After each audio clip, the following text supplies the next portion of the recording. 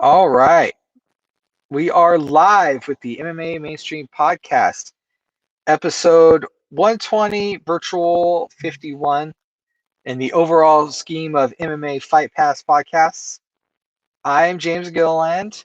With me is Kaelyn, and we're going to be discussing some pretty interesting cards that are coming up this weekend. One is actually coming up a little bit later today, and that's the Bare Knuckle Fighting Championship fights with Paige Van Zant in the main event versus Britain Hart.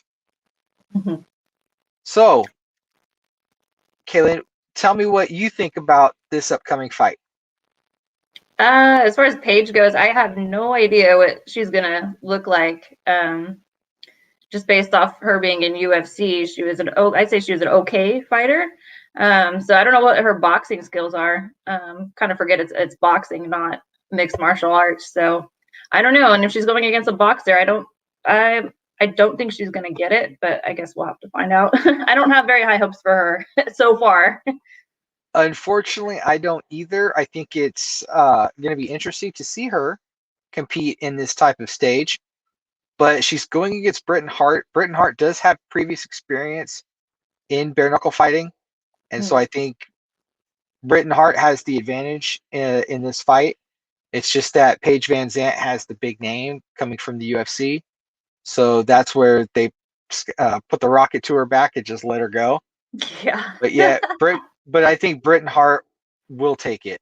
If Paige Van Zant wins, good for her, but that's going to surprise a lot of people. I would be very surprised. I would be. And that's in the main event. And then also on that card, we have champion Johnny Bedford versus Dat Nguyen. Unfortunately, I don't know a lot about bare knuckle fighting. It's just a thing that came out about 2 years. This promotion came out about 2 years ago, and I've caught highlights here and there, but I've never really sat down and watched an event. Johnny Bedford's the champion. I'm just going to have to go with the champ on this. He has the better reach advantage, and he's taller, so he has a slight advantage, or quite a few advantages going into this fight. Yeah, I would say so too. I would, because I don't know anything about them. I'll go with that for sure. That sounds better. And then Chris go Lieben. ahead. Oh, Chris Lieben, the third to the last fight, looks like. I haven't seen him in a while, so this should be interesting. Yeah, it's been a while since Chris Lieben's competed in the UFC. Yeah. But he's been doing bare knuckle fighting. From what I was understanding of the weigh-ins yesterday, this is Chris Lieben's final fight against Quentin Henry. Quentin Henry is ripped and it looks like it. Looks, oh my God. looks like a wild man. I don't know if he has any experience competing in bare knuckle boxing prior to this card. I want to say he does, but I'm not sure. I don't know what MMA. I've actually never heard of Quentin Henry. I just saw him at the weigh-ins and was like, whoa, that dude looks pretty intense. Chris Lieben, of course, a lot of us know through his time in UFC and the Ultimate Fighter and whatnot. Since it's his last fight, I would like to see him win and go out on top with the victory. Yeah, that would be nice. I'd like to see him win also. And since he's a striker, I mean, he's a pretty tough dude, but he is getting up there. Yeah, but he has that crazy factor in him, though. He's a little That's true. Like, come on now. I think a lot of fighters do. Yeah, but he's like one of the main staples of that. If you saw Quentin Henry, you might be like, oh man, crazy versus crazy. I don't know who to pick. Like, it's. I don't know. See, that's why it's a hard pick. I would like to see Lieben win, though. Yeah, I do too. So hopefully we'll. I do plan on watching the whole card though. As soon as it comes on, I will watch it. So we'll see. All right. I look forward to your breakdown of it. Yeah. So take notes. Yep, for sure. Oh, we have a comment from Juan Ramirez. He says that James Gilliland has the young Roy Nelson mini beard. You know, I was just thinking that too. You know what? I'm very proud of that, as a matter of fact, because Roy Nelson being a big guy, me being a big guy, he's one of my favorite fighters. So I appreciate that. Thanks, Juan. All right. And then you didn't see the weigh-ins for the bare knuckle fighting, did you? I only saw a clip of Paige Van Zant's weigh-in because it's all over, YouTube and all that. But I haven't seen the rest of them. That was the most important thing because Britain got in her face and Paige Van Zant grabbed her by the throat. Oh, did she? Britain wasn't so fast. I didn't see what she did. Britain wasn't having none of that. No. Yeah, she's so mad. No. It's gonna be so good. That's why I'm pretty sure she's gonna beat the hell out of Paige Van Zant. Yeah. But I wonder. I don't remember. Do you remember how many rounds those ones are? One of the fights I did catch was 5 rounds. I don't know if this is I don't know the 5 time limit. rounds. I don't know if it's 3 minutes or. I think it's 3, but I'm not quite sure. I wasn't paying that close of attention. I just know that Britain Hart's fought before. That's about it. Yeah, I'm still going. Right. And then moving on, UFC is this weekend. Overeem versus Volkov. Now, we'll go ahead and start with the main card with Alistair Overeem versus Alexander Volkov. I'm excited for that. I am too. I'm an Overeem fan. I always have been ever since his Pride days. I mean, with him competing in kickboxing, Glory, becoming Glory champion, like he was K1. So he was a K1 champion at the same time as holding a title in MMA, also at the same time. And I think he's only one of 2 guys that's ever done that. I don't know who the other one is, but I know he was one of them. So, and I think he is 40 years old now. He's coming off of 2 knockouts also, so he's doing pretty good right now. I'm going for him. I'm taking Alistair Overeem too because I'm just a fan. I've been watching him since he was a lot thinner. Let's just say that in Pride, and he was fighting a light heavyweight. Oh wow! Oh yeah. Oh yeah. He weighed in at 255, I think. It could have been 265. But I think it was 255. He's put on weight. Juan Ramirez commented again. He said Strike Force. So it's probably Strike Force and champion. K1. Yeah. Which is legit because, I mean, who else does that? Yeah, well, and he's fought so much, though, too. It's crazy how many fights he has all together. I'm curious as to whatever happened to his brother. He had a brother who competed in MMA years ago, and then in MMA. Yeah. Also competed in Pride, long time ago. And then we have Corey Sandhagen versus Frankie the Answer Edgar. We talked a little bit about this when Tom was on with us. Who do you think is gonna get that one? Who do you take? Oh man, I always want Frankie Edgar to win, but sometimes it just doesn't happen. I'm gonna go for Edgar just because I like him. I've always liked him. But Corey Sandhagen's pretty good though, so he's ranked number 2. Yep, I'll be the foil. I'll take Sandhagen, and I hope that he has the answer to Frankie. Frankie Edgar does have the experience. They both won their last fight. I just think Frankie Edgar is certain fighters just seem to kind of trail off. So I feel like Frankie Edgar was a 145er though, right? This is 135. He came down. I believe so. I don't remember when that happened exactly, but I know he was a 145er. I want to say yes because when he competed against Vincent Henderson and all that. I want to say that was at 145. Yeah. And some fighters adjust their weight, change weight classes if they haven't been too successful. So I noticed as they get older, they do that. Also, unless you're Overeem. Oh yeah. He goes up. Everyone else is just like, no, we'll lose weight. Yeah. But I think it's going to be a hard fight for Frankie Edgar. I'm going to still go for him, but I think it's going to be a hard one. I think it'll be tough too. Just this guy's ranked number 2. He's a young gun, so I'll give it to him. I'll go for Edgar. We'll see what happens. Yes, we shall. And then let's move on to the next fight, which is Clay Guida versus Michael Johnson. Wow. This is neither of these fighters are ranked, but this is just going to be a really fun fight to watch. Clay Guida is always fun to watch. Oh yeah, especially when he gets slapped before he goes into the cage. That's so extreme. That's so right. It's a little intense. Like, well, don't hurt him. You have Michael Johnson, who's 20-16, so not the greatest record, and then Clay Guida, who's 35-17. How old is Clay Guida now? He is immortal, so he doesn't age. Oh, it doesn't matter. It does not say how old he is.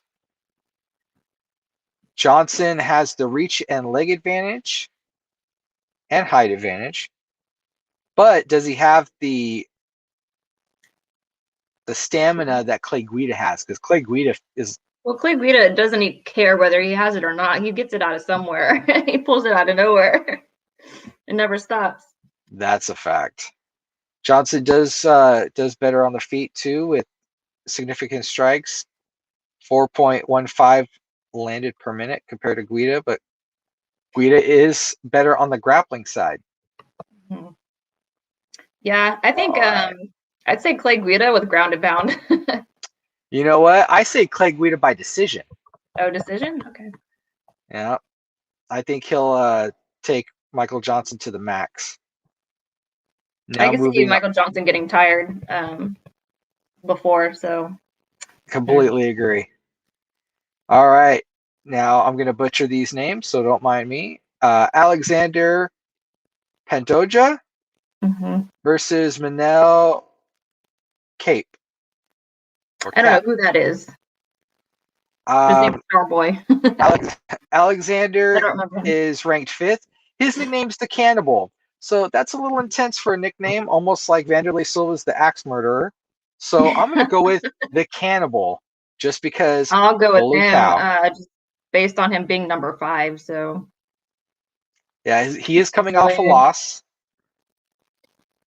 and so we shall see. I think he has this a little might bit be more fight the experience. Debut. Yes, he does. A little bit of a difference. I think he is. Starboy is making his debut, I think, because he doesn't show if he's fought. Oh, it doesn't show if he won or lost in the previous fight. Let's see what else we got. Starboy is more of a striker with his wins by KO. Yeah, Starboy is going to be new to this, so they're throwing him to the wolves when it comes to fighting Alexander. All right.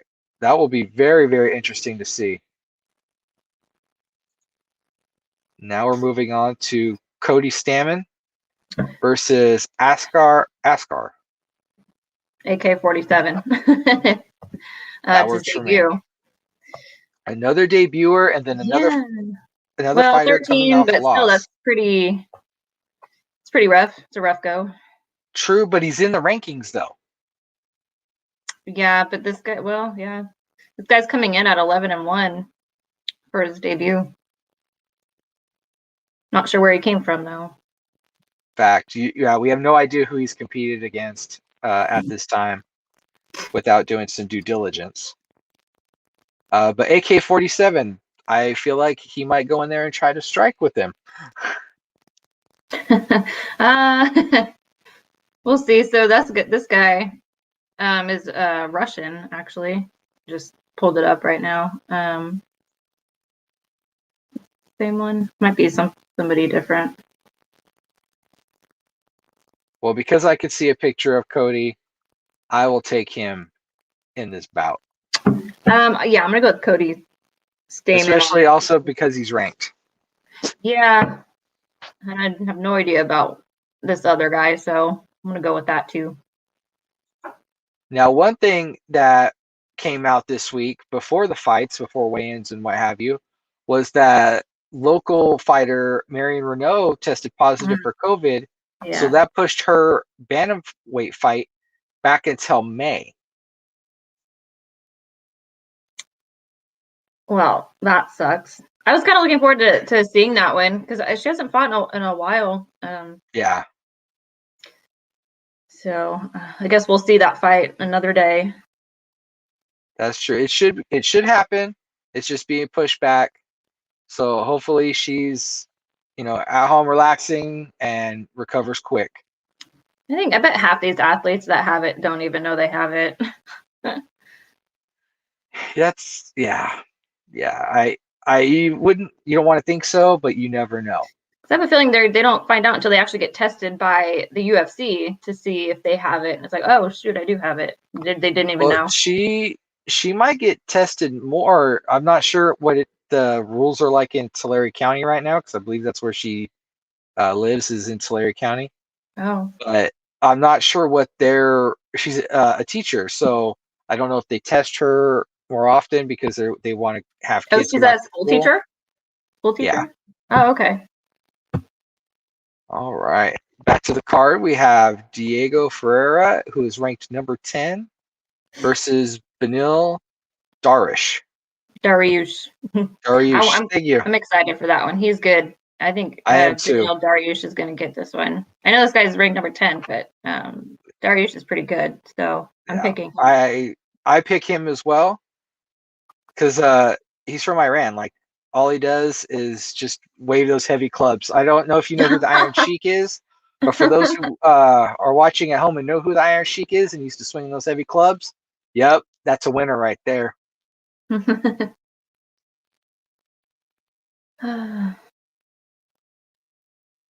Okay.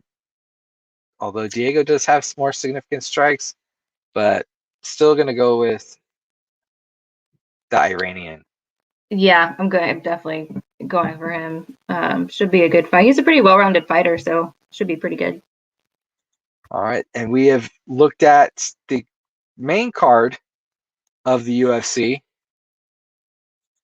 Do you have the preliminary card on there too? Let's bring that up real quick. Now, a lot of these, a lot of the fighters on the preliminary card, I have never heard of. I'll just be honest. They're guys that are making their debut in the UFC, and I really don't know where they've come from. So that will be interesting to see because these are guys who are trying to get that opportunity to make it into really. They're there, but they want to stay there. They don't want to be there for a cup of coffee. Go in and lose your first 2 fights and then you're out. Oh, man. That's no bueno for anybody. Just going in and then you lose your 2 fights. All right, I'm going home. Thanks for the opportunity. Yeah, thanks for letting me visit like the big kids. Yeah.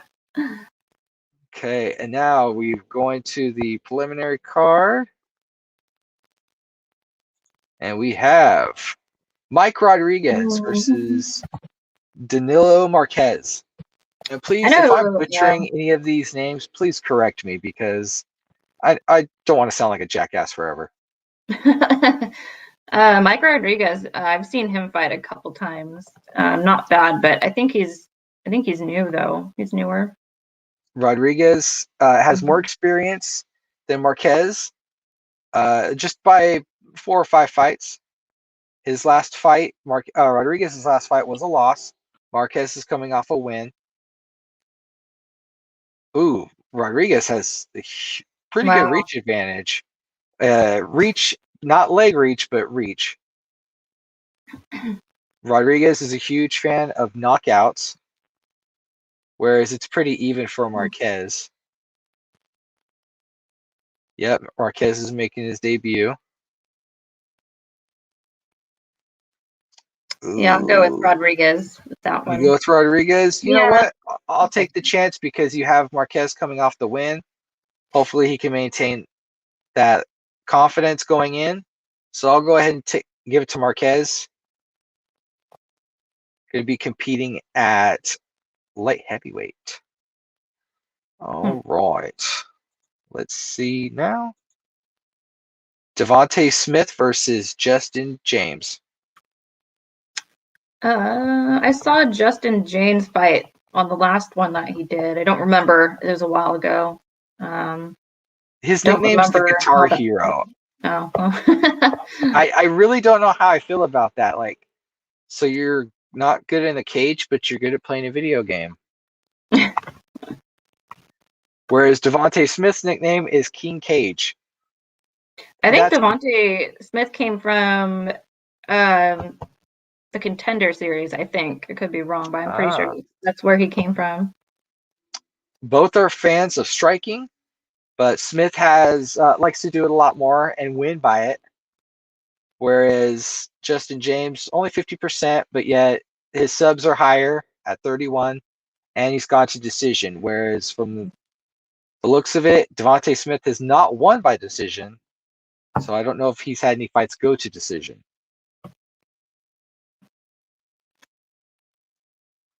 And from that, I'll take Smith. Don't know much about James because there's no record on him on the UFC website, so I'll take Smith. Yeah, I'm gonna go with Devonte Smith also. We have a female fight now. Carol Rosa versus Jocelyn Edwards. Thank you. I think she came from Contender Series also. I remember watching her. Don't remember what happened, but I do remember because I remember her name. She was on there. And I don't know if she's fought yet. Striking. She's actually fought in UFC yet after she got in. But definitely don't know Carol Rosa, though. Edwards is a fan of striking with wins by 83%. No sub wins. I think this will be an interesting fight. I feel like if Edwards goes in there early, she's 6-1 compared. Rosa has twice the experience, but if they go in and strike, I feel like Edwards will take it just because she based off her wins by striking, she seems to be like that's her wheelhouse. She's pretty tall. She's 5'8", so I remember her being really lengthy. So I'm gonna go with her. You'll go with her. Yeah. 13-3. I mean, that's twice the experience. You know, I don't know. I'm confused now because now I do remember Carol Rosa. I've seen her fight also. She's pretty tough too. I think Rosa. I'm gonna go with Rosa. Okay, Edwards. Edwards, I feel like will take it early in the fight, but if the fight goes to a third round, I give the advantage to Rosa. Rosa would take it in decision. Yeah, I agree. Actually, I can see her totally going the distance without getting too exhausted. Edwards might get a little tired, but I don't know. You never know. But I'm gonna go with Rosa then. And with Edwards being so tall, if Rosa shoots, she can get the takedown. Yeah, it's true. So I'll take Rosa. Are you sticking with that? Yeah, I'm gonna go with Rosa also. All right. And then another female fight. Molly McCann versus Laura Procopio. I don't know how to say it. McCann is from the United Kingdom and is coming off a loss. Laura, there we go. Laura, there's no U. Laura is 6-1. I believe she's probably making her debut. Yep, she's making her debut in the UFC. Yeah, I definitely go with Molly McCann. You know what? I do too. She's got more experience. She is coming off a loss, but she has the experience of being in the UFC already. So yeah. I think she'll take that one. Let's see. I'm gonna go with that. I think she likes going to decision. She doesn't like being. She's never won a fight by submission. It looks like, at least in the UFC. McCann by decision.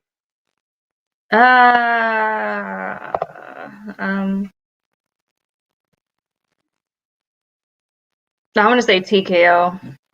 Okay. I don't You know want to when, pick a round? You want to go crazy? You want to pick a round? You want to pick a time? No, but TKO though. We'll see. We'll see when it happens. Okay. And then moving down the card, we're just gonna call them by their nicknames because I'll be honest, I'm a putz and can't pronounce these names except for Choi and Yosef. So Choi, his nickname is Sting, which I don't think that's based off the professional wrestler, but if it is, that's awesome because I love professional wrestling and so I admire that, but I highly doubt it. That probably just means he's pretty good at striking. And then you have Yosef, who is known as the Moroccan Devil. I think I saw him fight last time that he fought. I don't remember when it was. It wasn't too long ago though. Sting is coming off has won by striking most with 63%, no submissions. Wow, it's a striker versus a submission artist.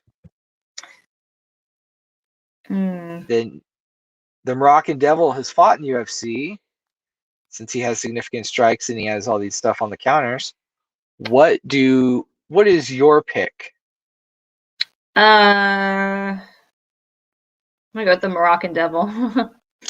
That does sound more intimidating than Sting. Just gonna put that out there. You know, I will be the foil, and I will say that Choi will take it. He's making his debut. He only Yosef has 2 more fights than he does, but yeah, I'll give it to him. Yeah, I'm gonna go with Yusuf. All right. We should start putting money on this. We're Don't gonna have bet, to start people. doing Remember, that. that's not legal. Be That's way not more legal. interesting. All right, and then we have Martin Day versus Timur Valiev. Valiev, I think. Valiev. Yeah. See, I need to get the breakdown on these Russian names. All right. Timur is 16-2 with 1 no contest against 8-5 for Martin Day. Both are coming off of a loss.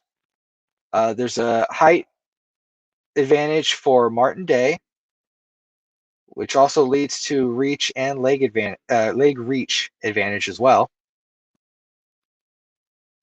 Both fighters like to mix it up as the way they win. Man, Timur is making his debut in the UFC.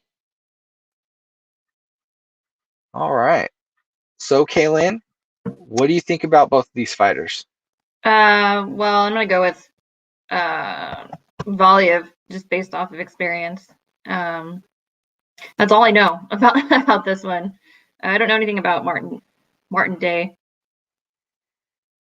You know what? I will take Timur as well, just based off of having a lot more experience and just being Russian. Because, like I've said before, Russian dudes fight bears, like for practice. Wrestle with bears. Yeah, I mean that's a thing. That's cool. Like I can't do it, but they can. You know what? More power to them. So I take go with him for sure. as we keep moving down the card. This is the first fight on the card. We have Osborne or Oday Osborne, not sure on the pronunciation, versus Jerome Rivera. Osborne is 8-3 with 1 no contest. Rivera is 10-4. They're fighting at flyweight. Osborne has the reach advantage, but Rivera has the leg reach advantage. That's weird. They're both flyweights, but that guy is like 5'10", I think it said. Jerome. That's a pretty tall. He's pretty tall for that weight. He must have a really weird frame if he's that tall.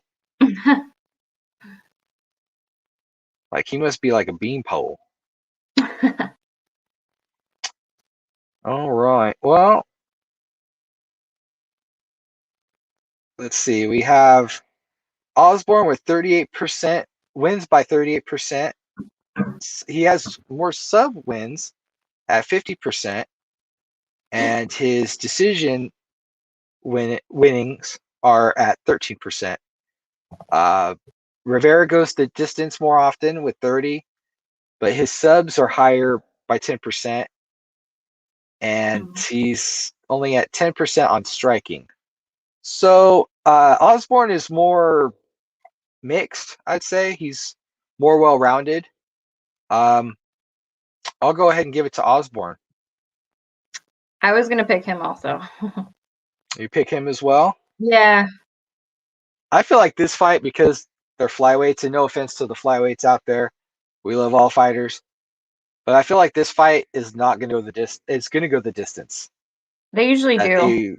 That they're not going to knock unless each other someone out. gets stopped, but normally it does go the distance. Looks like Tom Owens just chimed in.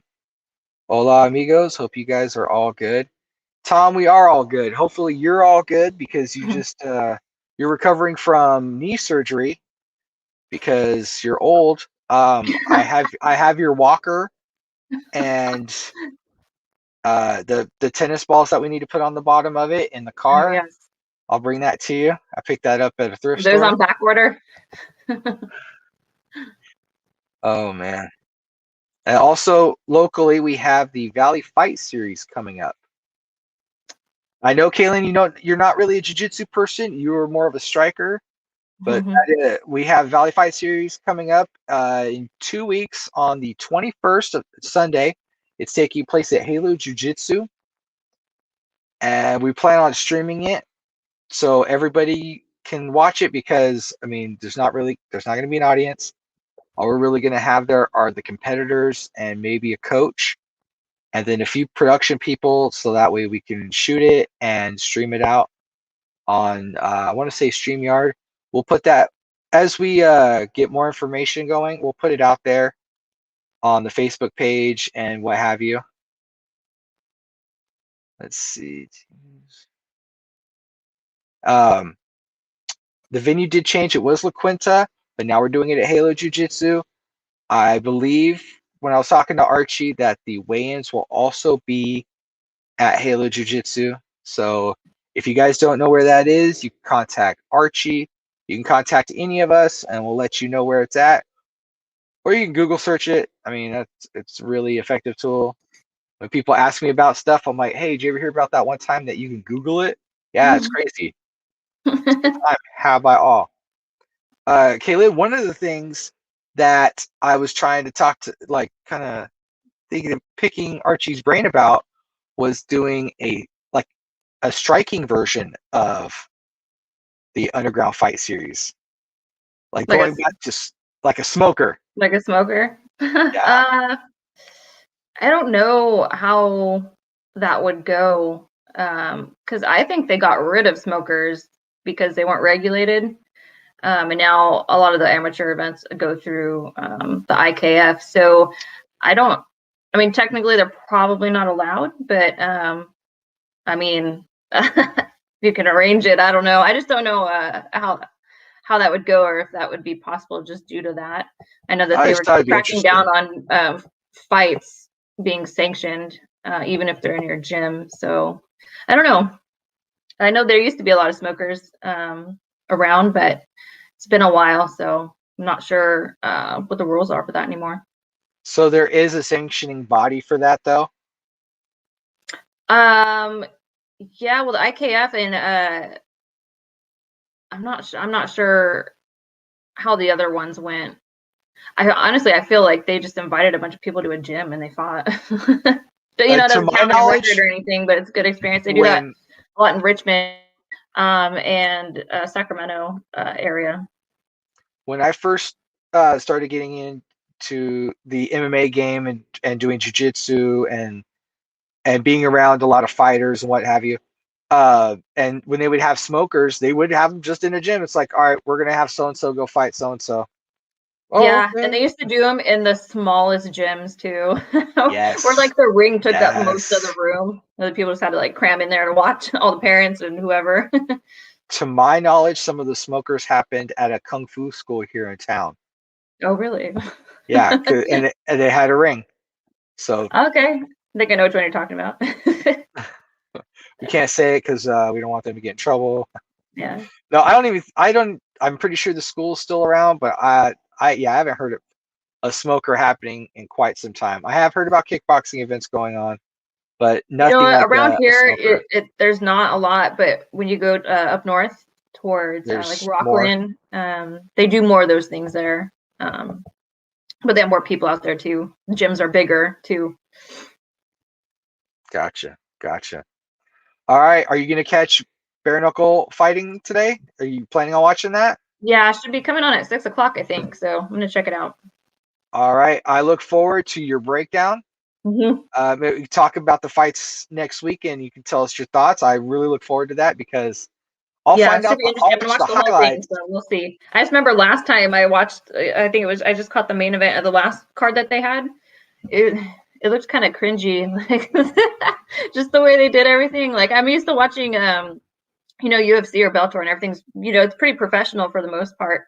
But this was just like looked like some old, like, kind of like a bully beatdown type of scene. So it's a little cringy. It's funny that they did all that. You say cringy, but I say amazingly fun. Yeah, no, I'm sure. Yeah, it's fun, but it's just a little out there. Comparing it to watching UFC, Bellator, Glory, how professional they are there. This one kind of just seems like maybe a free for all. I don't know. It's a different attitude. It's a different scene, but it's interesting. I think it is a little more intense because it is bare knuckle. Yeah. So it just sounds harsher.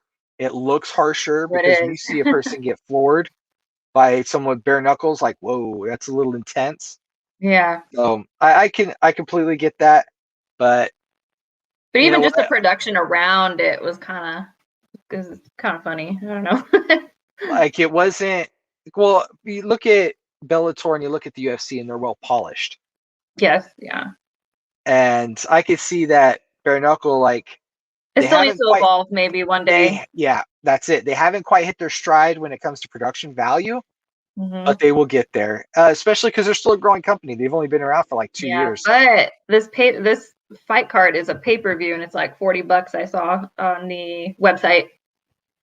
Which isn't bad compared to the $70 that the UFC is charging. Oh, Jesus. They used to be they used to be 60, now they're 70, but they used to not be that much. I think I know Glory does pay-per-views now, and they're like $25, but those fights are awesome. They had one last weekend. Rico Verhoeven, the heavyweight champion, won the tournament, and that was well worth it. Like they could charge way more for that, but I don't know, $40. We'll see. Yeah, Glory with 25. I'm down for that because I appreciate Glory. Like it's badass. Too. Some of those. I don't know what's going on with Glory, but I heard they were going bankrupt, but they're still putting on fight cards, so I don't know, and they're doing it without a crowd still, of course, but I'm worried for them. I don't know. I hope they stick around because those are some really good fights. You get a lot of good fighters out of there, and a lot of them are getting into MMA now. I don't know if you ever heard of Cedric Doumbé, but he was Glory kickboxer, and I think he trains in Florida, American Top Team, I think they said. He's trying to get into UFC, so we'll see what happens with that. But he was actually in the tournament also this last weekend, and I think he won. Yeah, so we'll see. Oh, the last Glory fighter I'm remotely hearing about was Badahari. Oh yeah, he fought he fought recently also, a couple months ago, I think. Maybe it was longer before that, but he's good too. Him and Rico have had a few fights together, and actually I think Badahari was going to win the last one, knocked Rico down, but I guess Badahari injured himself. I think he hurt his leg or knee or something. I forgot what it was, but he ended up losing, but he almost had him, so it was really interesting. I can't wait for that fight to happen again. We'll see what happens. All right. Kaelyn, thank you for joining me once again for the MMA Mainstream Podcast. Yep. Don't forget there are fights on this weekend, like we talked about, people. Go catch them, enjoy them, have a good weekend. Don't forget the Super Bowl is also this Sunday. I'm sorry, I can't say the Super Bowl. The big game is this Sunday. Who's your pick, Kaelyn? I don't watch football. I I could care less. How about for you? We'll say the Oakland Raiders.